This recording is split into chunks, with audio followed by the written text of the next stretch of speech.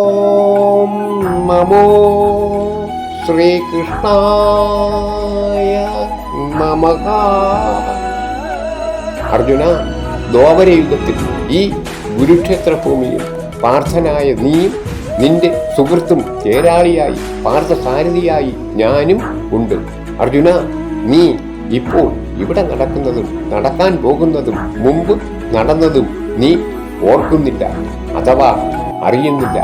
എനിക്ക് സൃഷ്ടിയുടെ ആരംഭം മുതൽ സംഭവിച്ചതും ഇപ്പോൾ സംഭവിക്കുന്നതും ഇനി സംഭവിക്കാൻ പോകുന്നതും അറിയാം.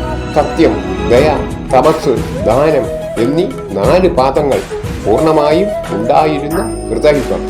എന്നാൽ രണ്ടാമത്തെ യുഗം ത്രേതായുഗം ആരംഭിക്കുമ്പോൾ ഒന്ന് നഷ്ടപ്പെട്ടു. സത്യം നഷ്ടപ്പെട്ടു. നീയും ഞാനും ഇപ്പോൾ ഈ യുഗത്തിൽ 2 നഷ്ടപ്പെട്ട യുഗത്തിലാണ്. ഇപ്പോൾ സത്യവും ദയയും നഷ്ടപ്പെട്ടു.